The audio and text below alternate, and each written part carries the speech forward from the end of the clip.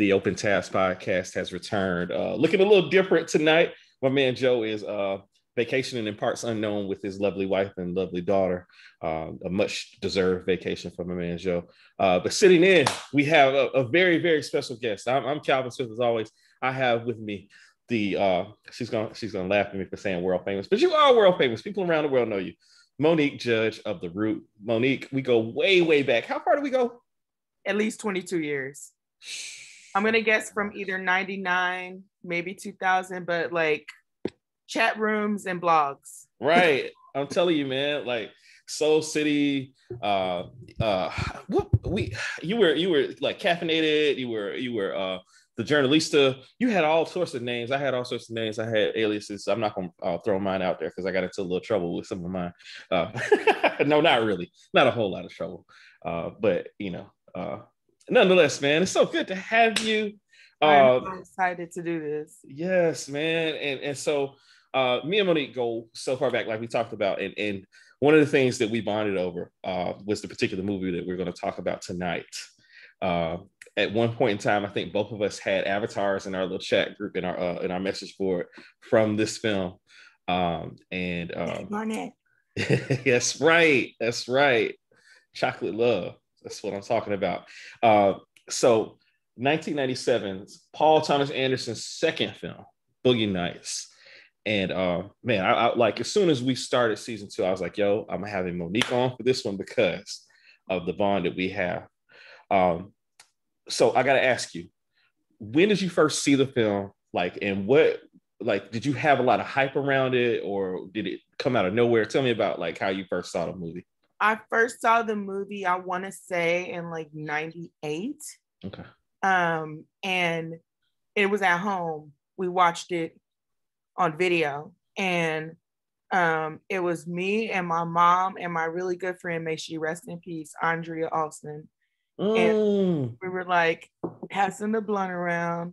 And it was so, because first of all, it was like really long and we weren't sure if we were going to watch the whole thing, but like from the first scene, we were sold, right? Like just in it. And because I remember when it got all the way to the end, where, I know we're going to talk about everything, but that final scene where the big reveal in the mirror and the big reveal. And we were all just, and like at this time, I was already super obsessed with Marky Mark. And then that scene happened, and then I was just like, you know what I mean? I mean, imagine I'm watching it with my homegirl and my mom. You know what I'm saying? Yeah. And it got dead quiet in that room. And and I've been a fan. I own it. I own not only a physical copy, but I own it digitally.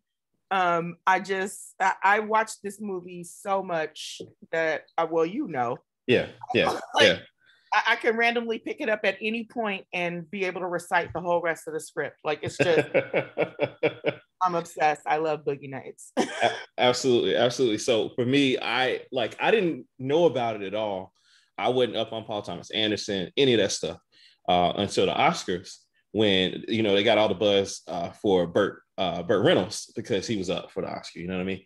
And Don Cheadle had just kind of gotten into my realm as well. And I wasn't as big a Marky Mark fan as you, obviously, but I knew about Marky Mark and the Funky Bunch, and I knew he was like, burgeoning actor, like, oh man, what is this? This, and he's in a critically acclaimed film.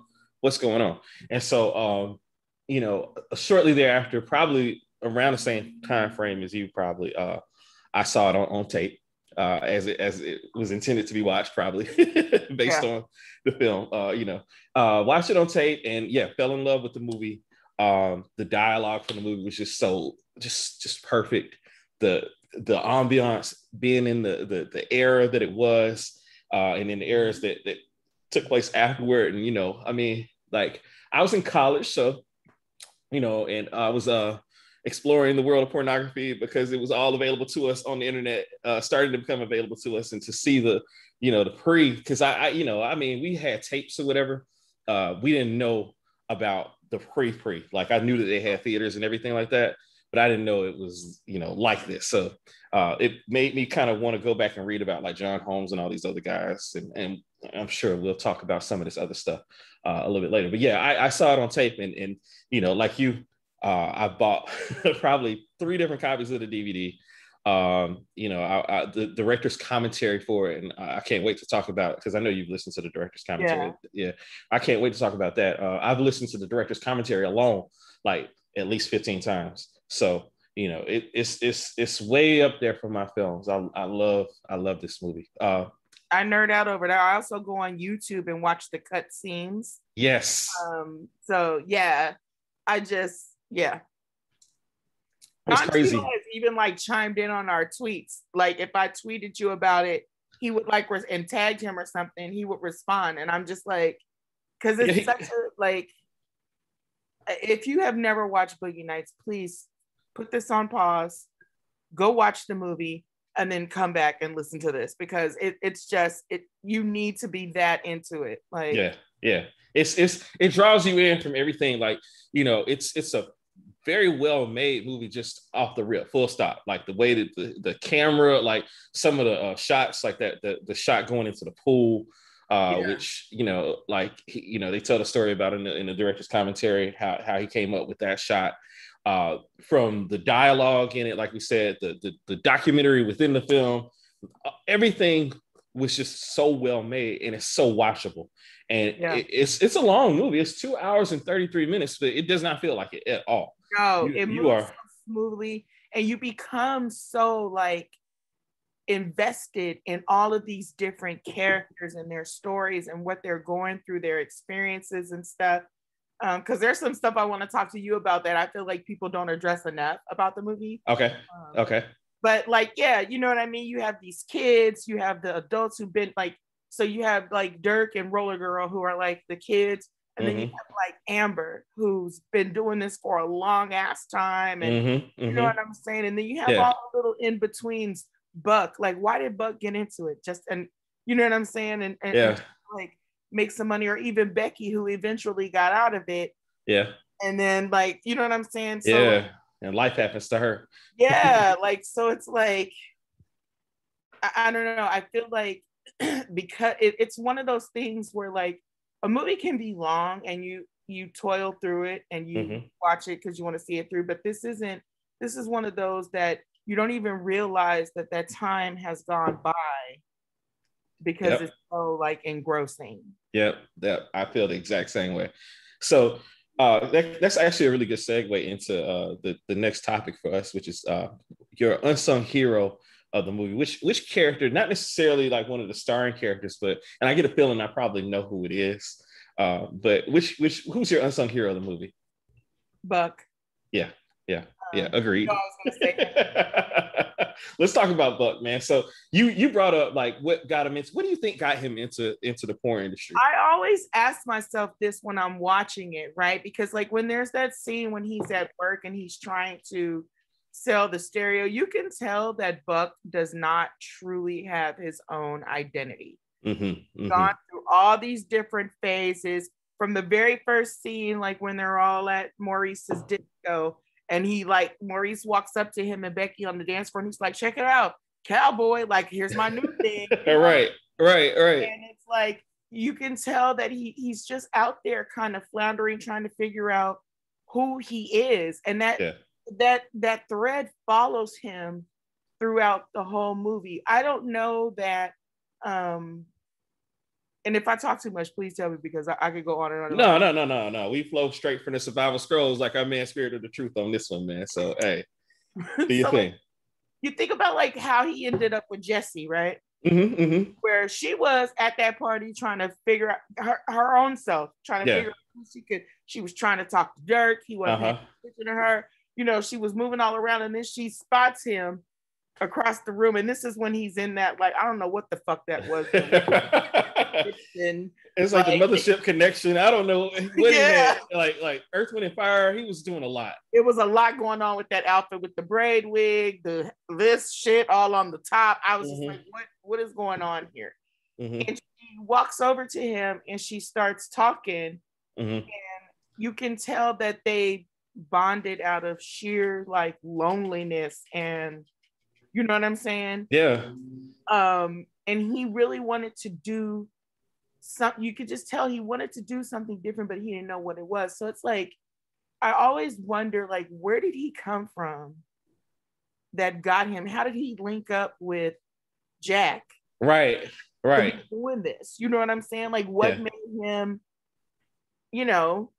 decide that porn was the way? I would have loved to have seen just some kind of backstory about him or something alluded to it. Like, you're right. They don't really. He's definitely a man without a country. He's isolated. Right. He doesn't. He's not really open to to suggestion. Like when Becky's trying to let him know that the cowboy era died 60 years ago, and she's like, "I'm just trying to be your friend." Trying to get mad. But I'm just trying to be your friend. I mean, and then when he and Jesse get together, you're right. That was like, and it turned out to be probably one of the healthiest relationships in the whole movie. Yes. Oddly enough, which is just the craziest part of all of it. Like, he had the baby, he happened to come upon some money through a lot of tragedy and horror. Yeah.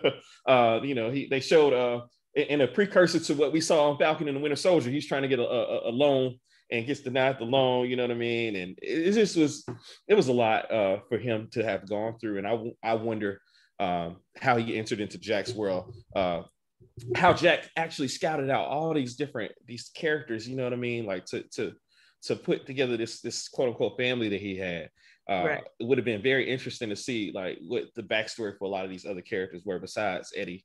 Besides Dirk Diggler, you know what I mean? Right. I mean, we even got a little bit of Roller Girl. I mean, we saw Roller Girl in school, you know what I mean? Like, yes. But like how did Reed Rothschild end up there? You know what I mean? Like, it's crazy, man. But yeah, Buck is my guy, man. Like the working at the stereo store, man. Like, it's crazy because I know at any time I can just drop a TK421 reference to you, or like talk about the highest quality. The highest quality. What was he talking about? Did he know what he was talking about? That it's high. He didn't know what he was talking about. It's amps it up about 4 quads, but I'm not gonna worry about all that. And it's like, Buck, you don't even know what you're talking about. And you can see like his boss looking in the background, like, what is he talking about? Like, you know what I'm saying? He just, and then the killers that he puts in that country 8-track. Oh my gosh. It's like, and I say this because when you look at the end, when he finally gets his dream to open up his own place and they film the commercial, he's not even like really on beat doing the hip hop thing either. You know what I'm saying? So it's like, who are you, Buck? You find yourself. We want to know. We need a new Boogie Nights. So what happened after that? Yeah. He never, you know what I'm saying? No, Buck never. I don't think he ever really found himself, and I think he was perfectly okay with that. Did you have any other characters that you really liked besides Buck in the movie? Yeah, I liked Maurice. Okay. I actually met that actor. Really? At a nightclub in Hollywood one night, and he was like, we danced he was so cool. Like, he danced with me for a long time. This other guy in the club was like giving me a hard time, and he said something to him, like, you know what I'm saying? Yeah, like he would Luis Rodriguez, like Luis Guzman. Luis Guzman. Sorry, Rodriguez is his movie name, but it's like, he's the other one because even he was like, he had this nightclub, but you saw he kept trying to get Jack to put him in a movie, and you know what I'm saying? Yeah, Latin lover. Yeah, and then when he does end up in a movie, because Jack does follow through and put him in a movie, but it's not for like he doesn't do any sex. He's like the bartender or whatever. Like, so I really liked him too. I felt very strongly about Roller Girl, because she seemed so displaced, right? Yeah. Here's this girl, and this is something that I wanted to talk about both Eddie / Dirk and Roller Girl, is that they were kids. Yep. And in as much as Jack chastised the Colonel, and that, I can't remember what the other guy's name is that shows up and it's like, I like a lollipop in my mouth and butter in my ass. Floyd Gandoli. Yeah. Like, even as the way Jack reacted when he brought kids, right? But you have 2 kids in your stable that, And young at that, like Roller Girl was it, like you said, she was making those, and that's what the guy was teasing her about. And that's what made her eventually drop out of school because people knew who she was. Yeah. You know what I'm saying? They had seen her, those boys had seen her in the movies. Yeah. Yeah. And it's like, so what was her story? How did she, it's kind of like he was a pimp a little bit. No, he very much was. He very much was a pimp. Mm-hmm. And he like, so he got these troubled kids. Dirk's real weirdo relationship with his mother and his stepfather, his mom, and we could talk about that at length too, because she had some unhealthy. There was some unhealthy going on there. Yeah, she was. She was very troubled. But like, here's these two kids. He was 17. I don't think we ever really found out Roller Girl's age, but she had to be around the same age, right? And just you're comfortable with putting these kids in movies, having them have sex with adults. You know, and they're both like lost. And Roller Girl, like the scene where she and Amber are doing all the coke, which I want to talk about that too. But Amber, she tells Amber, "Are you my mom? I'm going to ask you if you're my mom, and you just say yes, okay? Are you my mom?" Right? She was looking for some mothering and something too, and so I guess in a way she was getting that from both Jack and Amber. Sure.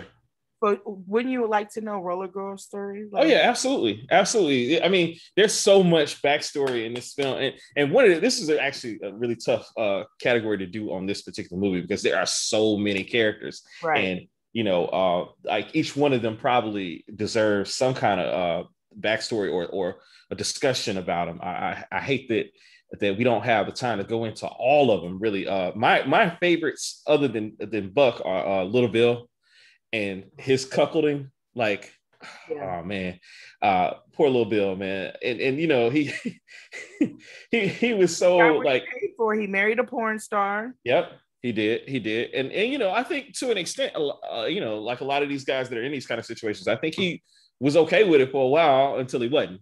You know what I mean? Right. Until the humiliation just got too much for him. But you know, I just his scenes, every scene he's in is just kind of awkward and just like cringeworthy. You know, just to see all that happening to him is and you know, William H. Macy, like he's such a great actor. He carries all these things in his face. You can see his facial expressions. You can see like, you know, how he's going about like, you know, arriving to where he goes. And so the thing about him, especially in listening to the director's commentary, when they talk about the initial audience reaction to Lil Bill and how his demise ends up, like when he ends up shooting his wife and shooting the dude and then shooting himself, and like how the audience was cheering for him initially, and like, you know, P.T. Anderson was like, oh my gosh, what have I done? They're not supposed to be cheering here. And then like the abject horror that the audience has when he shoots himself, and he's like, oh yeah, that's what it was. And so, you know, that was great.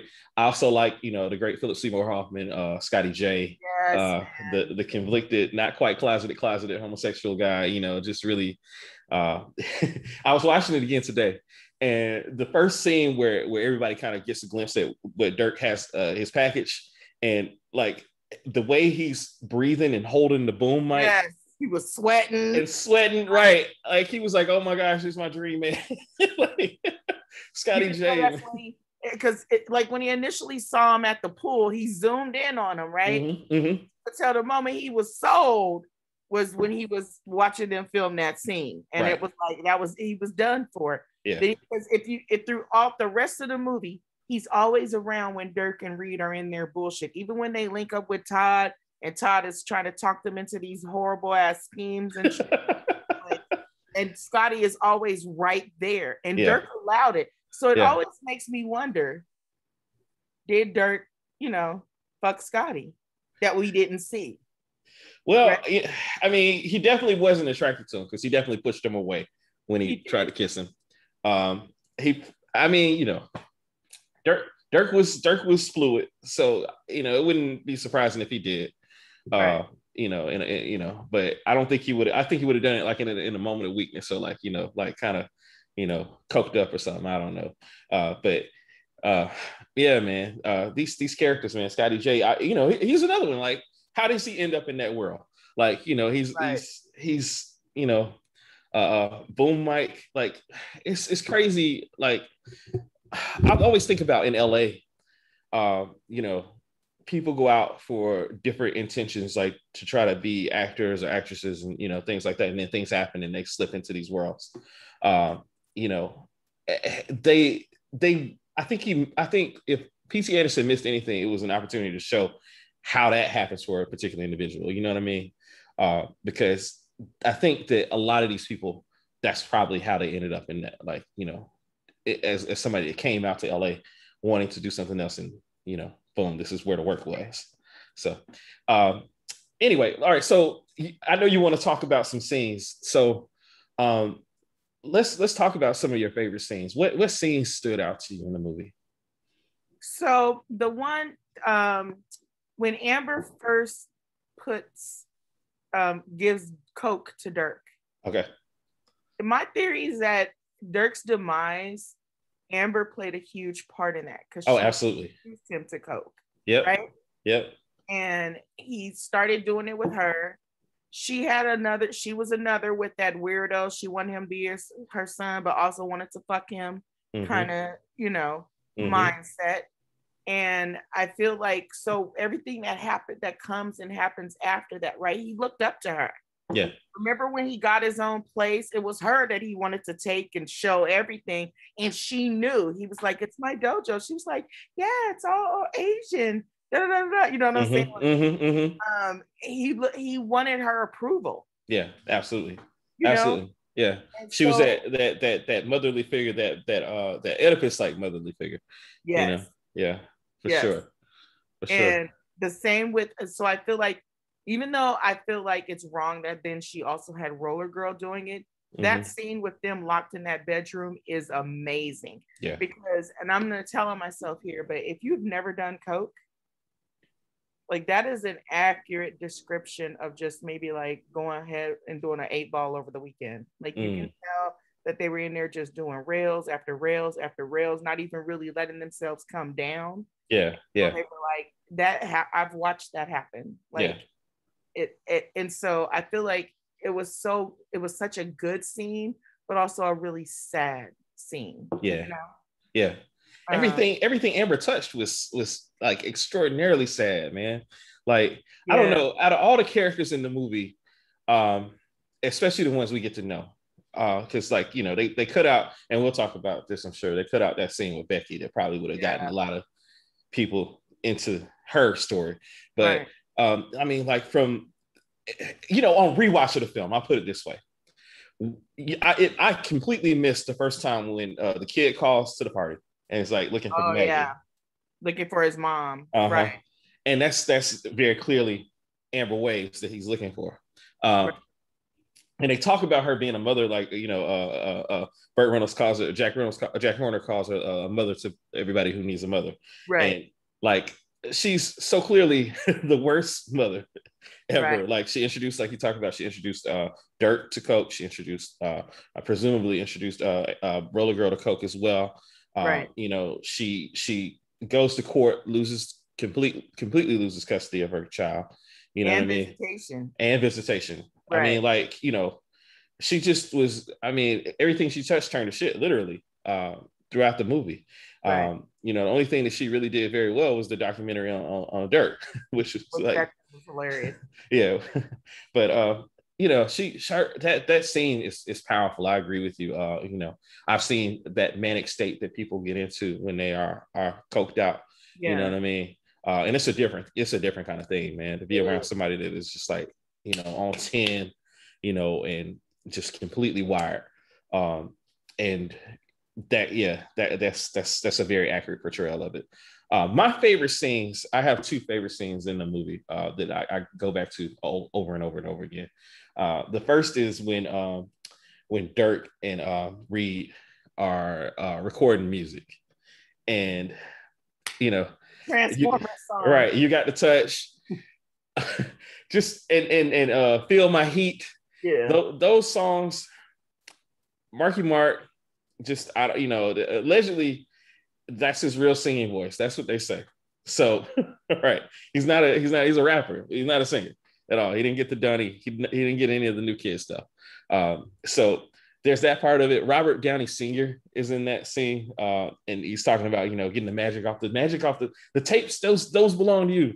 The magic that's on the tapes, those belong to us. He's like, right. Well, you know, we've got a YP and an MP here. He's like, YP, MP, you're talking over my head. I throw that in a lot of conversations with a lot of people all the time, and they completely miss it because they don't know about the movie. But that scene, and then the other is also very centric of Dirk and Reed, and that's the scene with Todd and Alfred Molina, where they are trying to rob Alfred Molina. Now that's another scene that's like so frantic and so amped up, and like, you know, the tension builds in that scene so well. They show you the guys, his bodyguards' guns very early on, you know, so you know the danger's there. You know, you don't know how unhinged Todd is yet, but you get a sense of it, and then boom, like, you know, that scene hits the climax. It's just like the crazy, and then you got the little Asian kid throwing the which was like added. So if you're watching it, that shit was stressing me out. The goddamn firecrackers. Yeah, you know what I'm saying? And it's like, and the other side of that is, so it's kind of a riff off of the actual Wonderland murders, right? John Holmes, right? Yeah. And that made me go back and research that shit, like, and read about it. You know what I mean? Like, oh yeah. Because I was like, no, what the fuck happened? Like, where do you get y'all are so coked out. You're gonna go to this man's house and try to, first of all, the idea was they was gonna sell him fake coke, right? and how do you go from, you got away with that, right? Miraculously. Didn't the guy, I thought he took it to the table to test it, and I was like, wait, like, you know what I'm saying? So you got away with that. Y'all should have left. But you sat there, all that, and it's like the music that's playing, especially when it hits the Sister Christian. Oh my gosh, yes. And like, so because the Jesse's Girl was one thing, right? Sister Christian, right? So like that song is so melancholic anyway, and it's like, and you can tell like it's, the tension is building up, and so you decide your goofy ass, because you coked out, you already have some money, but you want to try to rob him in addition, and it's y'all in one fucking gun. Right. One gun amongst the three of them. The bodyguard got two. It's just, it's nuts, man. It's that's, and then like when Alfred Molina Rahad comes out, guns ablazing with the shotgun. Yo, come on, you monkeys! I was like, y'all should have left. And even like as they run out, they're trying to get in the car. Reed doesn't hop in it. Dirk has the car. Alfred Molina is still dumping with that shotgun. Dumping. Right? Like dumping, okay? And not missing. He's hitting blew out the windows of the car and shit like that. It's just, and then he gets in the car and he starts rolling and runs out of gas. Man. And it was just like, you gotta like, that scene is so tense. It's the most epic, like, where if you're gonna build a story where it finally hits this big ass fucking climax, that is a fucking climax right there. You understand? Because it's also the turning point. This is Dirk's rock bottom, even though for us the shit was like a heart attack inducing stress, like 5 minutes of the most movie stress you've ever had in your life. Right. And then he finally, you know, it leads to him going back to ask Jack for help and to get off the drugs and shit. But like, because he wasn't listening to nobody. Yeah. I agree. Monique, what little things stand out to you in this movie? Like, what little things do you notice maybe on rewatch or? So first of all, there's a funny little blooper that I guess they never bothered to correct, and that is at the party when Bill's wife is getting fucked in the driveway. And he's talking to what's the guy's Kurt? Ricky Jay. Yes, Kurt Longjohn. Yeah. He's talking to Kurt, and it's Little Bill and Kurt, and Kurt's trying to talk to him about the shoot, and Bill's completely distracted because he walked down there and he was like, "What the fuck are you doing?" And she's like, "What the fuck does it look like I'm doing?" Like, all right. Everybody's like, "Shut up, Little Bill." Like, "Shut up, Bill, you're embarrassing me." And somebody in the crowd's like, "Yeah, Bill, shut up." So he says to Kirk, "My wife is down there with an ass in her cock." Yes. Right. So I'm sorry that my thoughts aren't on the film that we're recording tomorrow. But it's like he meant to say a cock in her ass, right? Right. So when I on rewatch, I thought maybe I had a DVD that was messed up. You know, right. And when I watched it on like Netflix, and that line is still there, and I was like, it's so perfect. And the fact that it got left, even through the edits, right? Yeah. Makes that whole, because he's so discombobulated. Yeah. She's down there like he don't even know what to say. You know what I'm saying? Like, so there's that one. Okay. The other scene is when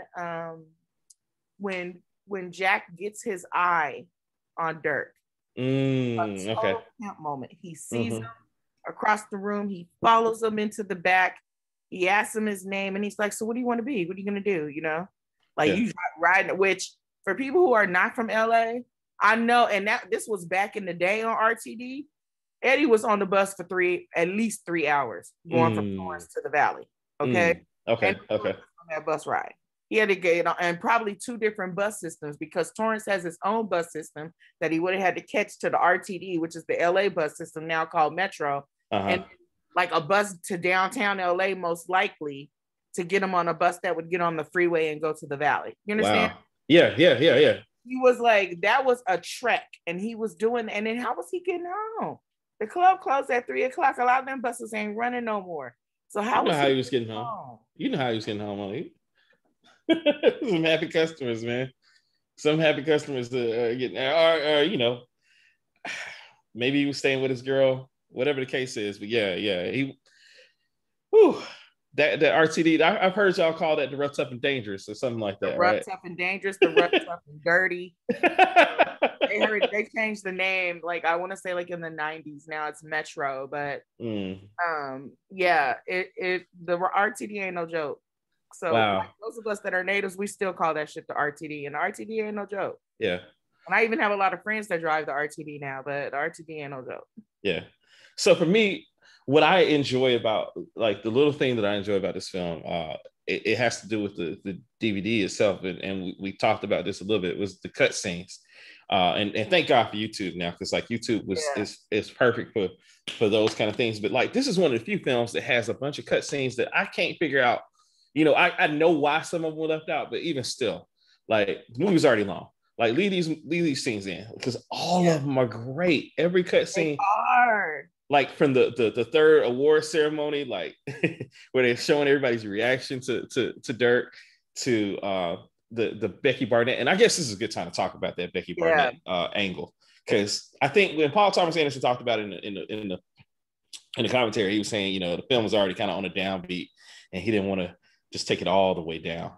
But I think, you know, I feel like it would have been good to show that, though. Yes, you know, especially from like a Black perspective. Like, I mean, like, man, that happens so much. I know a few people that have been, you know, in and around the industry, and I know like how, you know, people will marry somebody that's not in the industry, and immediately that jealousy just comes in, and they think they can control their partner, and they can't, and you know, then some violence or something else ensues. Right. And you know, like I think that they, you know, the audience would have been well served in seeing some of that other dark side of the equation, you know, instead of just leaving Becky out to dry, you know, because she's not even in the last scene, you know, like she's nowhere to be found. So no, she was at her wedding. He said it. Hey, Reed said it. We're about to lose, because he was taking her and moving her to Bakersfield, which even that, to move her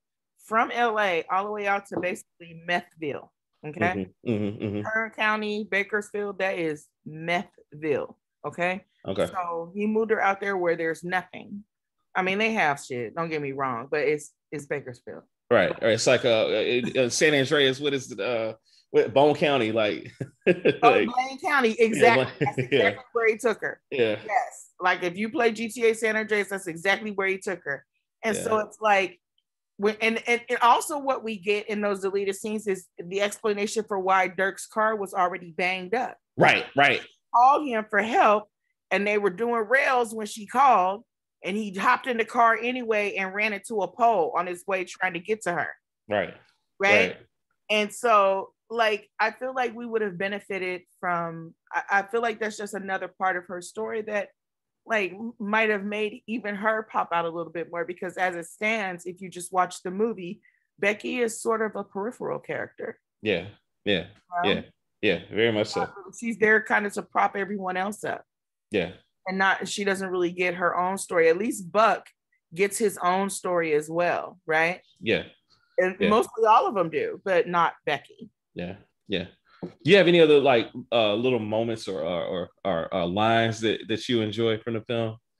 You already know I always do the, you need to get a new look. You get a new look. Like we that shit to each other all the time. You get a new look. Like, because I don't know. I just love that interaction between Becky and Buck. Yeah.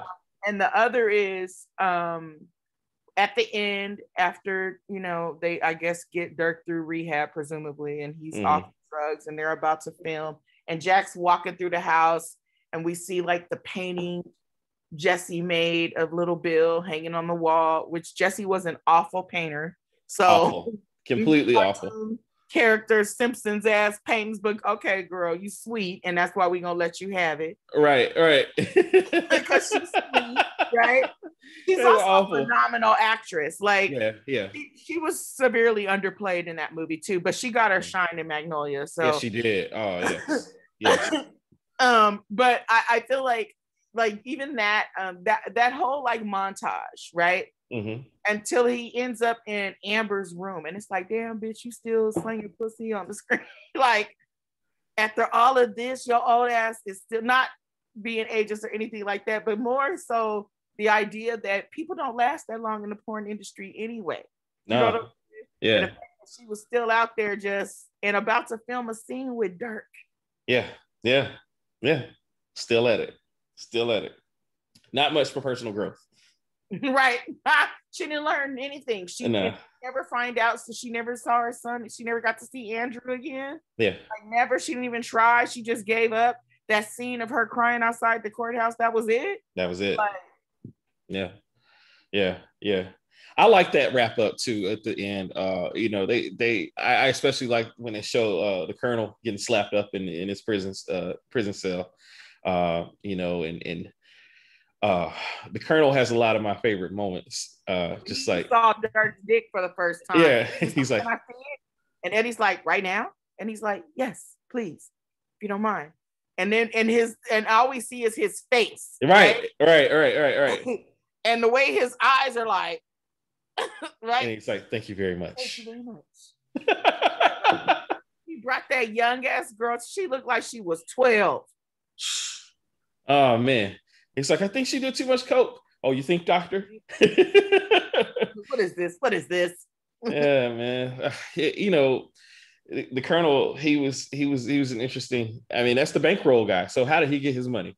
Where is his money coming from? You know what I mean? Like, probably the child pornography industry. And then look, Floyd Gandoli, that non sequitur that he has about, you know, I like simple things in life. I like a lollipop in my mouth and butter in my ass. Simple pleasures. Like, where did he even come up with that? Like, it's nuts. Swallow that, sir. This is a Wendy's. Okay.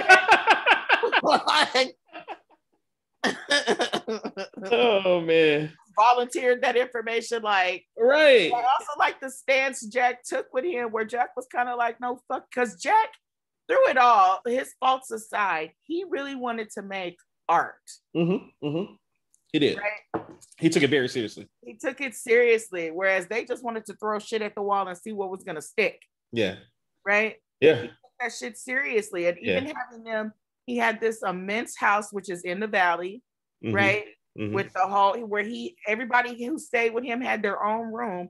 Plus he had the whole downstairs where it was basically his own movie studio in the bottom of his house. How much does a house like that cost? A lot. So I always try to guess where they are. I know where they were going to the nightclub was like Reseda. Okay. But I want to say Jack's house was probably like in Sherman Oaks or maybe even Encino somewhere. Where that's like the rich part of the valley, right? Okay. And so I'm guessing that's where his house was, either in Encino or you know, in the South Valley, close enough to the 101 that he can hop over to Hollywood. Easily he would live in that part of the valley. So, but that I'm gonna say a house like that these days is probably going for a couple million. Like, that's a big ass house. You think about it. Roller Girl had her own room. He had that big ass living room plus the big kitchen. Like, he had so much space in that pool area.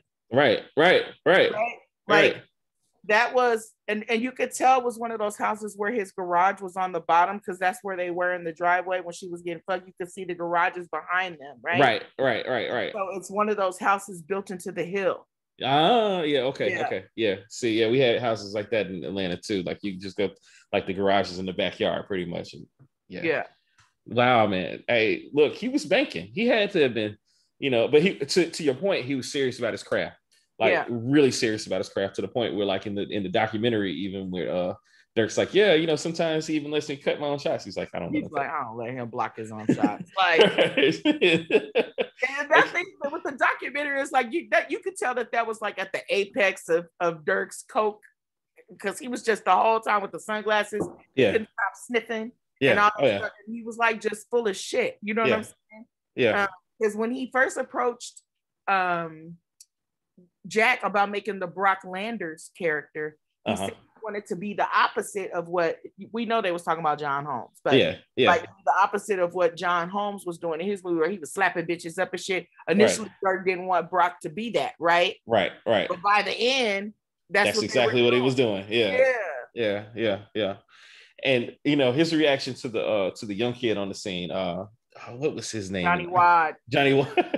He was, you know, I mean, he was fully John Holmes at that point. Like, you know, and I mean, that story really is what inspired P.T. Anderson to make the film.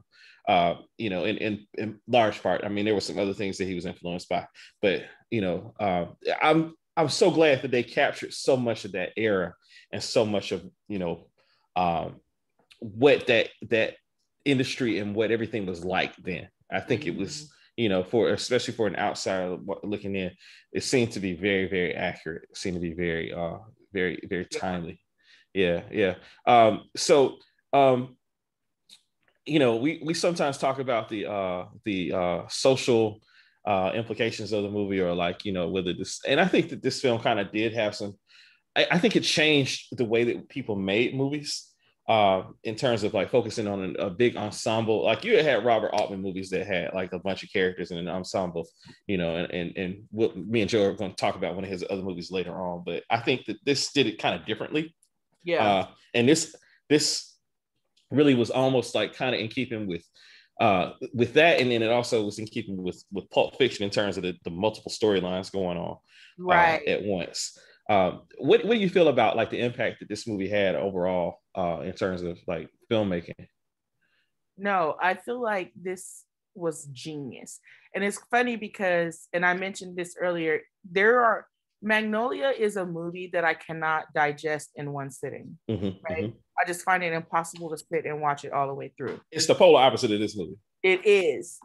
And even though it is a good film, but it's just, it doesn't hit the same way. And I feel like with this, he captures some kind of magic where it was like I said, it's a combination of the characters, the characterization, the storytelling, the way the story flows, right? Like, one thing in Boogie Nights, one thing leads to another. Each thing builds on the next, because after the Colonel went to jail and Dirk was gone, and remember the scene where they tried to do that thing with Roller Girl in the limo. And it ended up being that guy that was teasing her about sucking dick in class, right? Now he's a student at college.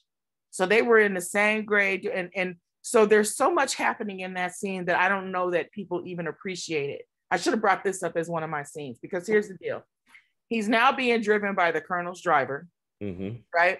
And bodyguard. He has Roller Girl, who's now obviously older, not, you know, a teenager anymore, just a young adult. She's all dolled up and wearing lingerie and that fur fucking coat, and it's the lipstick that stands out. They drive down the boulevard. They're in the valley still. And that what they're driving down is Van Nuys Boulevard. So okay. I mean, yeah, like not far from where my cousin OJ lives. See, this is why I love having you on here, because you know all this. Yes. So they see the guy, they stop, they ask him if he wants to get in. He gets in, and he immediately recognizes her. Right? Yeah. Like, do you remember me?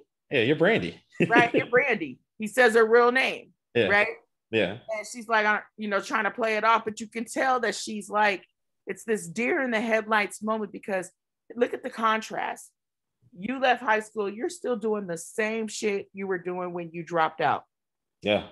And this kid has gone on, he's in college now, he's in a fraternity. He doesn't even want to tell you what school he goes to, because he don't want his shit out there like that. Yeah. Right? But you're still doing the same shit. And so then they're like, okay, let's film this scene where he gets to fuck this girl.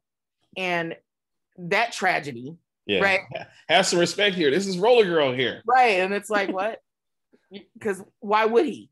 Right. And then they all kick his ass. Yeah. Oh my gosh. Like she stomped him in the face with her skates. And I was just like, yeah. Straight out of Snowfall. Yeah. And it's like straight out of Snowfall. She did your girl greasy. Like, so you think about it like this. She has that meltdown where you don't get to fucking touch me. You don't get to fucking touch me. But everybody has touched you. Right. Not that is it excuses it in any way. I'm just pointing out what she's not unprecedented. All right. Right. Like she's so caught up in this world that Jack has insulated her in. Yeah. That any experiences with the outside world are always weird for her. Think about that. Yeah. No, you're right. And so it's the way that he's able to portray that in this film, where we still see, even all these years later, some of these people are still struggling and suffering from the same shit. Yeah. He's the one who he got out, he tried to do something else. He wanted to get his stereo. We see the scenes of him in the bank getting denied for the loan.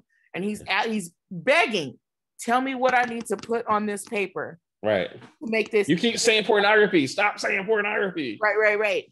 And it's like, because they're not telling you no because of the porn, nigga. They telling you no because you're a nigga. Yeah. Like, right. You know what I'm saying? The porn is the excuse. But really, right. They're not going to give you the loan. And they didn't give the Falcon a loan. What makes you think they're going to give you a loan? Even with your white wife sitting right there next to you. Right. They're not going to give you the loan. Yeah. You know what I'm saying? No, And so there's so much happening that he's able to pack, like we've said all throughout this episode. Like he's packed so much into this movie, right? Yeah. And you were so invested in all of these people. And so when you get to the end, you kind of don't want it to end. No. Because it's like, it's just, and you've already been sitting there for 2.5 hours. You know what I'm saying? Yeah. And but there's so you still want to know more. Well, wait, what happened? Because I find myself still like somebody should pick up the mantle and either write some fan fiction or make a new tell what happened after that. Yeah. Now we need to know. P.T. Anderson, tell us, please. Right. There's an audience for it. I feel like this did a tremendous job. Like this movie is epic on so many fucking levels. Yeah. From the cinematography to the dialogue to, like you say, and as a person from LA, and I don't even live in the Valley, but I know the Valley. Uh-huh. I can appreciate his usage of where they are, the location is a character. Yeah. Absolutely. So you talk about things that are epic, and one last thing I want to hit on before we wrap up is the music, because yeah, man, the music was incredible all throughout from beginning to end. Yes.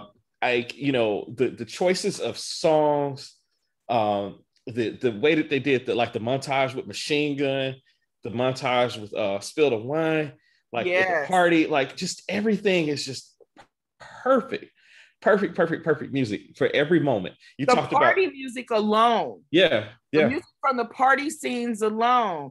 Fooled around and fell in love. Yes. That shit hits, right? Right. For both Bill and fucking Scotty. Right.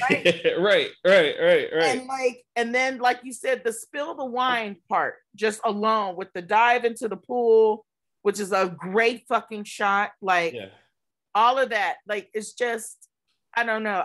The music is also a character in the movie. Yeah, absolutely. Like you talked about the scene with Rahad Jackson, the Sister Christian, and Jesse's girl, like, and how like it was on a mixtape. He was what was it, like My Awesome Mixtape number 6 or something.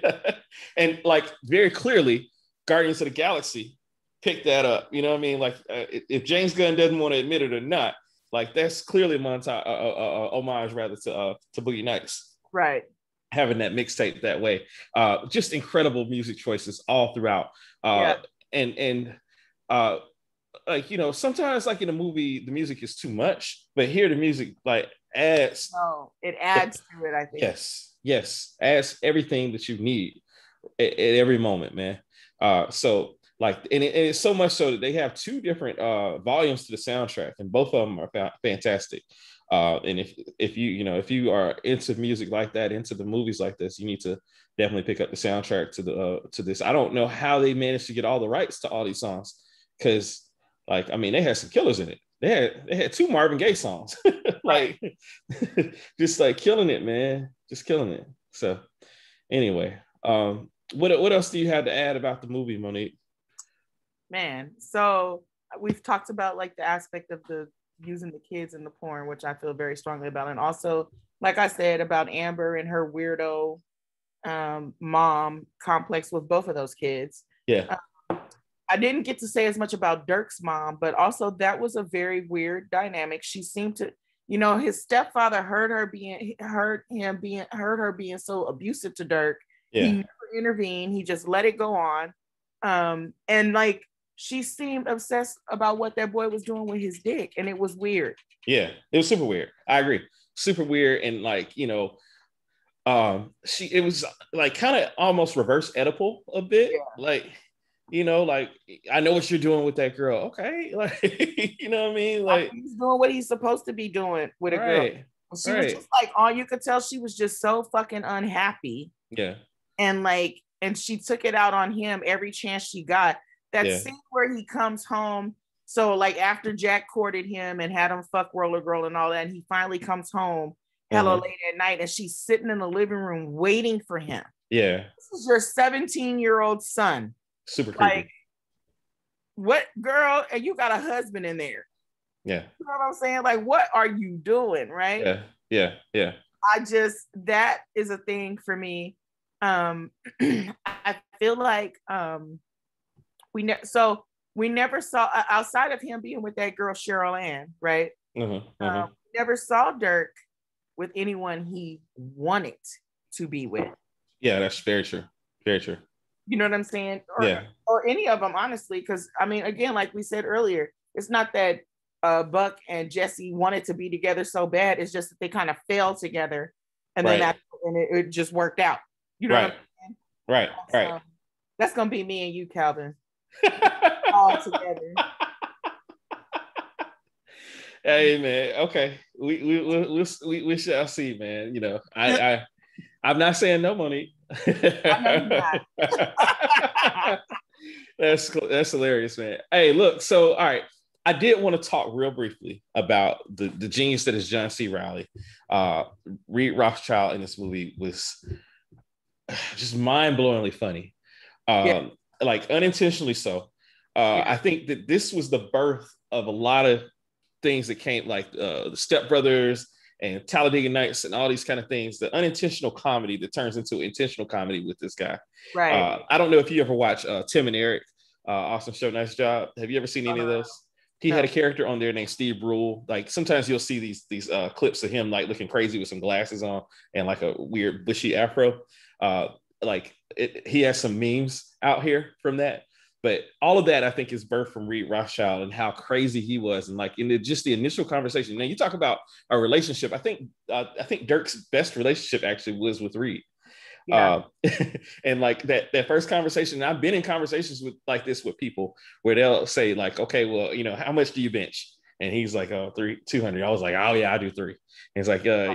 Do you ever go to this gym? Oh no, because I would have seen you there. I would have seen you there. Right. Like just that one upper guy. You there. He's just trying to one up him. And the thing that's weird about that is Reed is obviously an older adult male. Mm-hmm. and you're like trying to compete with this kid. Right. Right. Right. When they start doing the, let me show you what you did wrong. When he goes, right.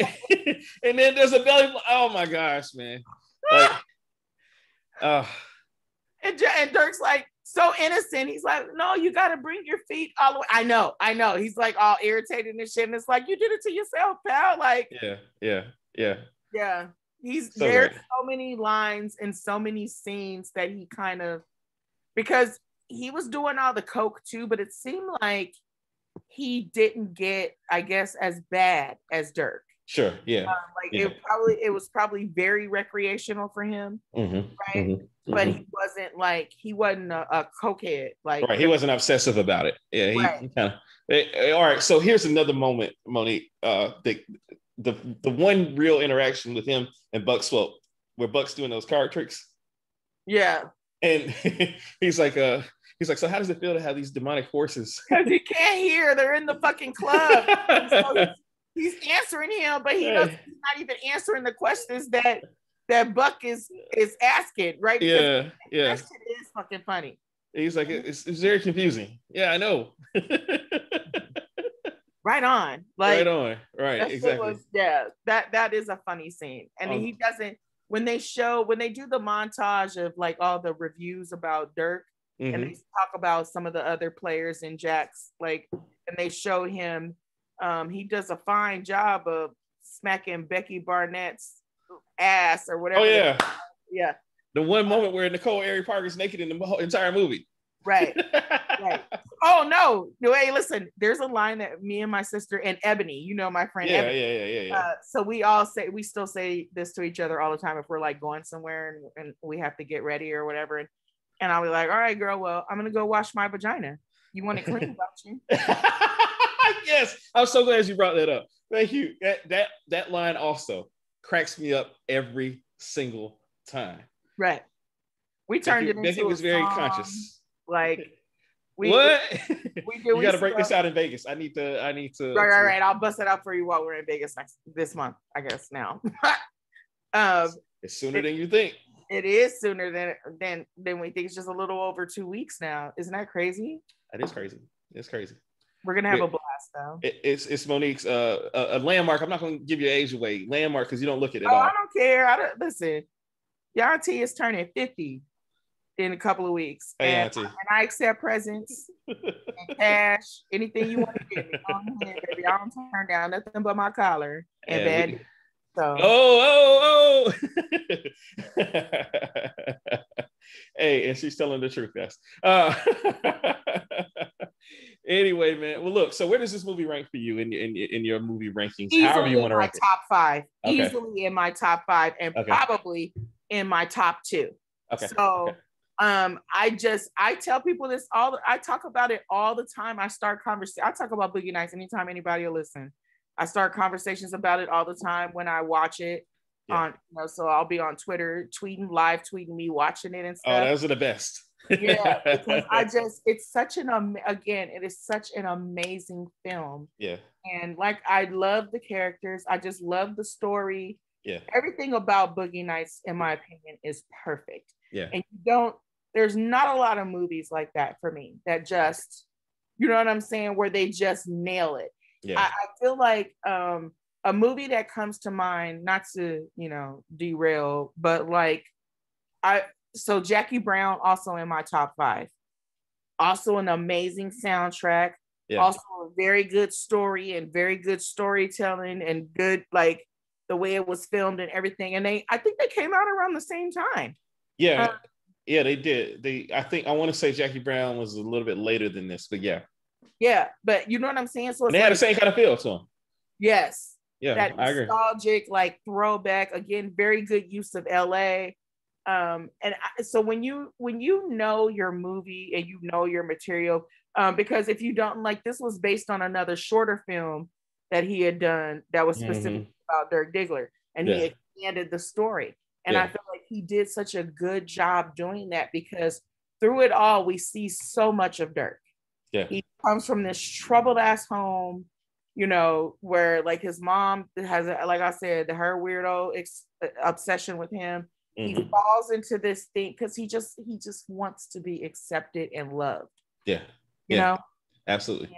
And for people to not be mean to him. You know what I'm saying? Just don't be mean to me. That's right. Don't be mean to me. You know what I'm saying?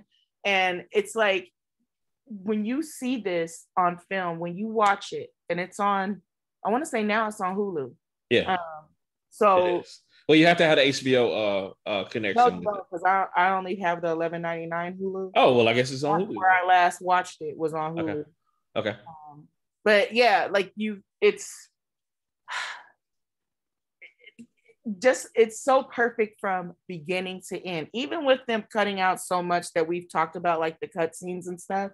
Yeah, it's still just such a perfect story, such a perfect way for it to be told. He got the perfect people to play these roles, you know, and some of them were like kind of early in it, like Don Cheadle, you know, he had been in like Devil in a Blue Dress and you know, Colors, which is what I had remembered him from. Rocket. And but like to go from all of that, and he played that role so he made Buck so, what's the word, vulnerable. He was so vulnerable through the whole movie, just so like all of them just wanted to be accepted and loved. And I feel like that's probably the general theme. Even Jack. Especially Jack. I think Jack was longing for like a family and created this patchwork family out of these outcasts and that was his life. That was his thing. Beyond his art, I think his beyond his art, his greatest creation was this family that he had. But yeah, right. I totally agree. I think that this is a movie about longing for acceptance and longing for love. In whatever kind of way you can find that love. You know, I think that this movie was perfect in that regard. So for me, like, this is my favorite Paul Thomas Anderson movie by far. I enjoy There Will Be Blood as well, but this is like if both of them are on at the same time, I'm watching Boogie Nights 10 times out of 10. Correct. I'm watching Boogie Nights. You know, like if I happen to catch it on cable somewhere, like in the middle, I'm watching it to the end. I'm still watch it all the way to the end. I don't care what scene I come in on. I'm gonna watch it to the end.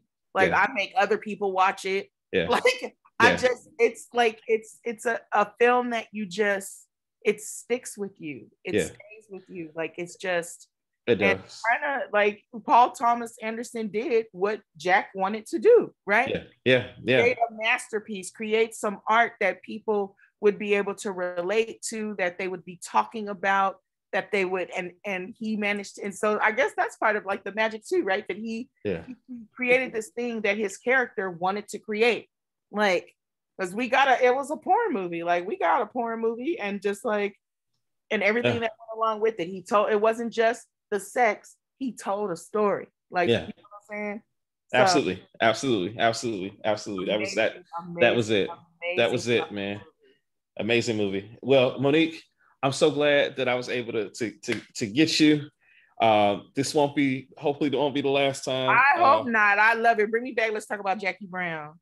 Well, you know, we already did Jackie Brown with my boy Jeff. You didn't do it with me though. We did it with my boy Jeff. But I mean, there's a whole slew of movies out here. Yes. That you know, I mean, you know, and even if we have to do like, I think what would be funny for us to do, just as an inside joke, is how Stella got a groove back. But she deleted her Twitter, right? I don't know if she's back. Yeah, now. I saw that. She's not one that's gonna tweet through a whole lot or really survive through a whole lot. She's a blocker and actually, I would love to do how Stella got her groove back, because I rewatched that movie recently and I was like, yo, no offense to Terry McMillan, she pioneered. She won't know. She's blocked us anyway. Right. She pioneered in a genre where she kind of paved the road for other Black women to come and write these kind of books about the experience of Black women. But baby, the Monique who initially read Waiting to Exhale and saw the movie, I was in my 20s. And now I'm, like I said, I'll be 50 in a few weeks. And when I watched it again, I was like, yo, this is a load of bullshit. Like, who? Like, you know what I'm saying? So, man. We need to discuss, because for those that don't know, I told y'all me and Monique go way back. So some of our shenanigans involved, we were having some conversation about something on Twitter, and somehow it led to the story of Terry McMillan's. I'm gonna tell you what happened. Tell me what happened, because I forgot. So what happened was I discovered that she had written a sequel, another book, a follow-up book to Waiting to Exhale about those same characters. And I said on Twitter, I was like, oh wow, I didn't know Terry McMillan had written, another book about the ladies from Waiting to Exhale. And I had tagged her in the tweet, you guys. Your uncle over here comes and replies to my tweet, and he's like, is it about a woman who marries some guy from an island and then discovers he likes to suck dick or some shit like that? Like, and I was like, oh my God. And when I replied to Calvin's tweet, I was like, oh my God. And she blocked both of us. Sorry, guys. I caught a stray. Yeah, you did. You caught a stray. And this is a younger, less refined Killer Cal. Yes, I would never. We were young when that shit. I would never tweet that nowadays. But here's shout out to personal growth, because people can grow out of grow out of who they are. Maybe I shouldn't have said what the tweet was, but no, it's all good. I did it. I told you I got into trouble. The bigger part of that is that, baby, you put that story out there, Terry. So if you do happen to see this, let me speak to you directly, sis. You put that story out there. We didn't go digging in your business. You told it. You wrote a whole book, let them make a movie about the shit, all that kind of shit. And it was out there about him. Okay. So for you to get mad and be so thin-skinned that if somebody saying something about it on Twitter is going to get you all up in your feelings to where you got to clap back. And because she told us before she blocked us, go play somewhere else, and then blocked us. And it was like, I was fine playing where I was. Right. And listen, I'm sure we are not the first people to comment on that particular debacle in your life. So yeah. Message. Monique. Yes. It's great having you. I love the Open Task podcast, always. Guys. And we'll see each other soon. So I can't wait. Guys, follow us on Instagram. We are also our podcast is on Apple, Google, Spotify, whatever janky other podcast place you like to get your podcast from, we're there. Also, we are on YouTube, and we love to interact with you guys. So thank you for the support. And until next time, we'll see you later.